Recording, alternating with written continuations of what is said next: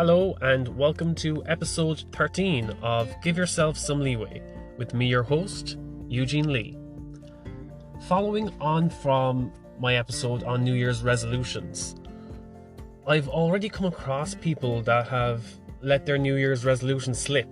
In the past 2 weeks, we're only halfway through January, and they simply just told themselves, sure, well, at least I tried, and I don't know why I even bothered. I mean, it's not really who I am. It's almost like they think that leaving it until next January is the most obvious solution. That they're like, I can mature over the next year and maybe I'll realise how I'll actually do it by next year. But January is not the only time that you can start something new. You can start next Monday, you can start next Thursday, you can start in the middle of the summer. You can wait until the middle of December. You can start anytime you want to learn something new from scratch. It seems that the issue is that when it comes to goal setting, many people fail to stay on track because they feel that this new habit that they're developing is a threat to their identity. In today's episode, I want to help you realize what does it take for you to create that fresh start in your life. If you enjoyed this episode, please do share it with someone who you feel might benefit from hearing this too. Join the discussion over on the Give Yourself Some Leeway Facebook page.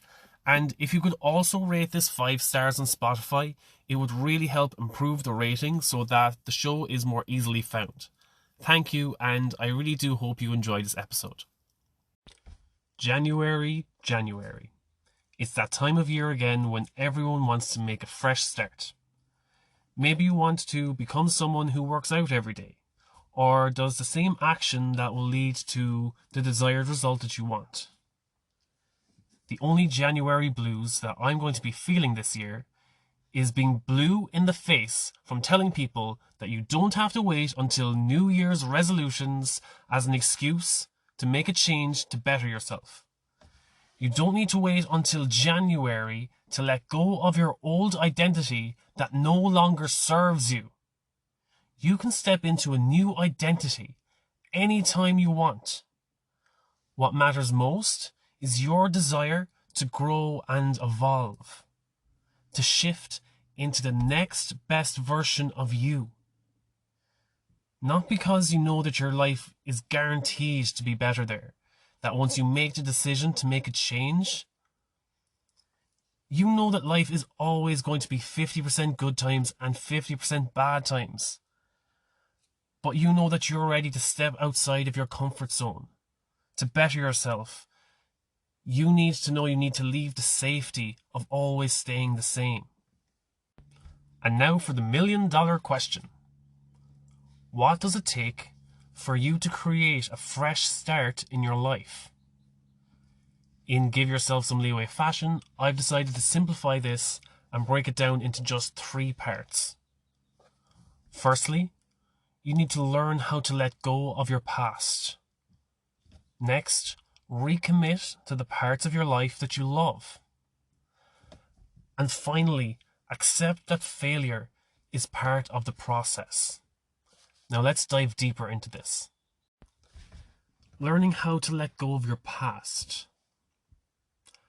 How do you think you can establish a new identity for yourself if you don't let go of your old identity that no longer serves you? Let's think about this for a moment. If you can, just take a step back, take a deep breath, and dwell on this for a second. Let's just, as an example, say you want to quit smoking and you haven't had a cigarette or a vape or whatever in the past 2 weeks. Next thing, you go on a night out with your friends and you're having a few pints and they offer you a cigarette. In scenario A, you say, "No thanks, I'm trying to quit smoking." What's the likelihood that you would give in? Identifying yourself as a smoker trying not to smoke? Versus scenario B, when you're offered a cigarette, you say, no thanks, I don't smoke. In scenario B, you're choosing the identity as someone who is not a smoker. Let's try another example. Let's say you want to make a habit of working out every day, going to the gym. And when your friends ask you, why are you going to the gym? And you say, oh, I'm just trying to lose some weight before the summer. How likely do you think you're going to consistently go to the gym once summer comes? Especially if you haven't seen your results yet. Versus scenario B, when your friends ask you, why do you go to the gym? And you say, oh, because I'm an athlete. Well, of course, if you identify yourself as an athlete, of course, why wouldn't you be going to the gym every day? You don't have a timeline on it that you have a goal for the summer, that's the only reason you're going to the gym. James Clear covers this very well in Atomic Habits, where it is so much easier to develop a new habit or make a change in your life if you can shift your identity, how you view yourself, your own perspective of how you perceive yourself developing this new habit, this new change in your life. Seeing yourself as a non-smoker, you're much less likely to smoke. Seeing yourself as an everyday athlete, whether that's beginner, intermediate, or advanced, you're much more likely to reach your exercise goal. The next part of shifting to this new identity is you need to examine your environment, things that will resist the change from your old identity to your new identity. And one of the main factors here to consider are your relationships, be that with friends, family, acquaintances, people that you meet every day on the street. Brooke Castillo, on her podcast recently, came up with this idea where you put all of these people in your life on a slate and just wipe the slate clean. And then you decide, do I want this person back in my life? And why? And if you do decide to put that person back in your life, you're like, okay, I want this person in my life. Choose how you want to show up to that person. So you might choose someone, you might choose a family member, you might choose your partner and say, yes, I want them in my life. And I'm going to show up exactly the same as I always have. And that's perfectly fine. The change here is that you have purposely decided that you want this person in your life. You have made the conscious decision rather than just letting life happen to you. And there may be others in your life that you feel that your old self did not show enough appreciation for. And you appreciate them in your life and you're grateful for them. Now you can put them back on the slate and commit to showing more appreciation for that person with your new identity. Now you may also come across people that you don't want to bring back into your slate. Maybe these are old relationships that you've had in the past 10, 20 years, and that relationship has just complete. Or there may be these old memories and energies that you have just festering between you that you just bring each other down. And even when you do meet up with that person, it tends to drain you more than give you energy and give you life. And I'm not saying that you need to delete them all from your Facebook friends or your Instagram or social media, or to publicly announce that you're no longer associating yourself with them. But it's just a matter of how you manage your time, how much time you spend and devote to them, and just kind of loosening the ties and committing your time more to the people who bring energy into your life and purpose can be a massive change in your environment, shifting from your old identity to your new identity. And that brings me to the second part, where these relationships, you're kind of committing who you want to spend your time with, the people who you love spending time with, rather than the people who drain energy from you. and bring you down. So this brings you back to the recommitting to parts of your life that you love, the parts that give you positive energy, the parts that lift you up. These are the parts of your life that are really going to help you change for the better. I think one simple change here, and I think it's a good example of how you can recommit to parts of your life that you love, is to go to your wardrobe. I know for a lot of people that's a scary thing, going to your wardrobe and looking at all of your clothes and saying, which of these are part of my old identity? Which of these things am I never going to wear again? Which of these things do I associate with my old self that I feel embarrassed by? And just clearing out your wardrobe, and then just investing in new clothes that serve you best, clothes that you feel confident in every day.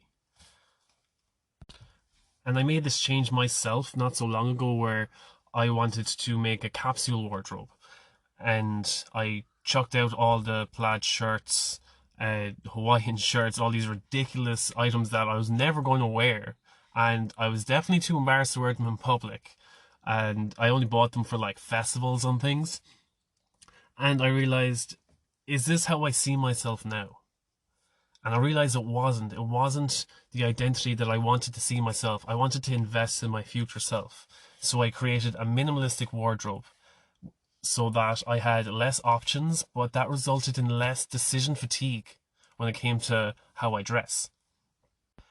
And a small change like that impacted me so much more, being able to donate all my old clothes that no longer served me and invest in a small minimalistic capsule wardrobe that did.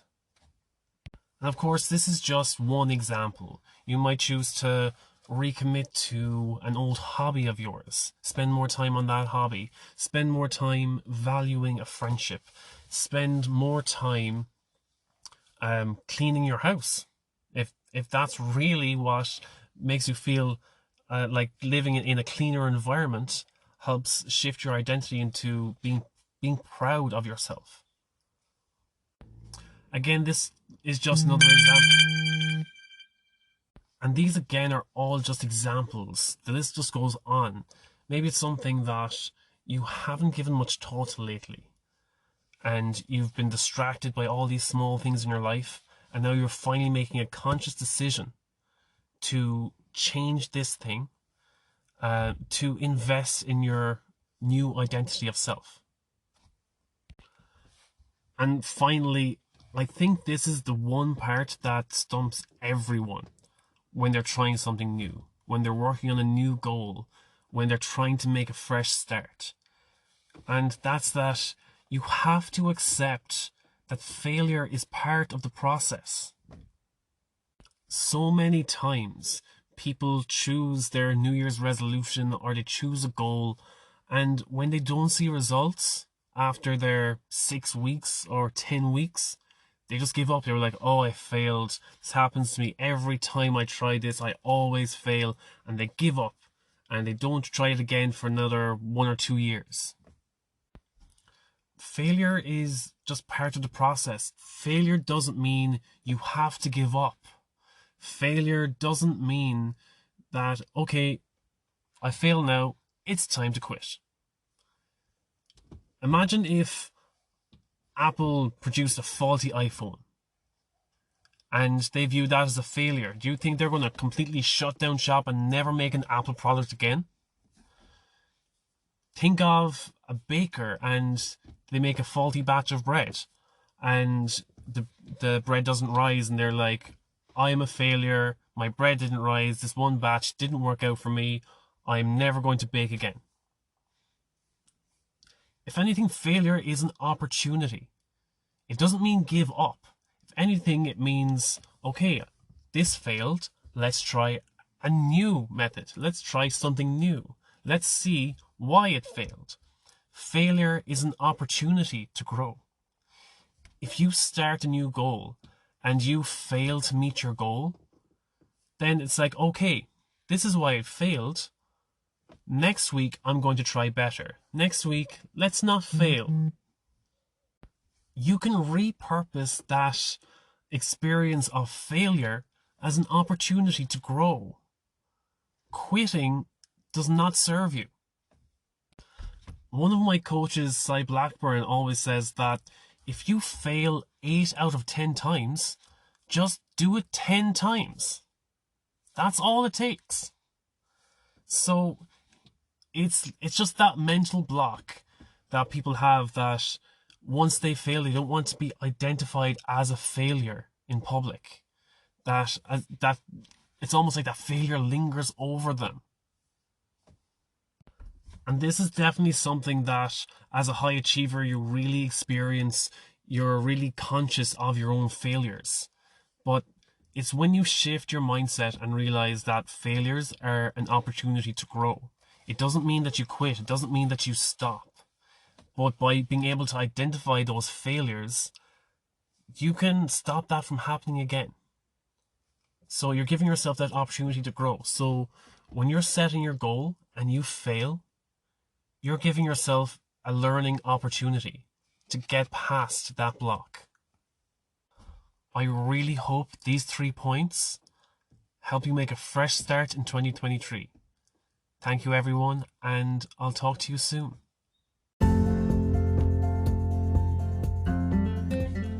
Well, I hope you liked this episode, and I hope you found it helpful.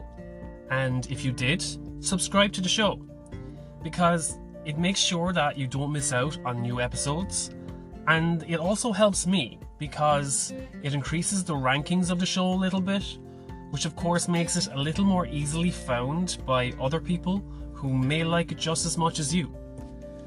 And if you didn't like this episode or anything about the show in general, or if you have any ideas or suggestions or just feedback that you want to share, shoot me an email, eugene@leeway.ie, and let me know what I could do better, or just what your thoughts are on what you'd like to see me do in the future.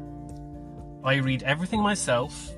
I'm always looking for new ideas and constructive feedback. So thanks again for listening to this episode, and I hope to hear from you soon.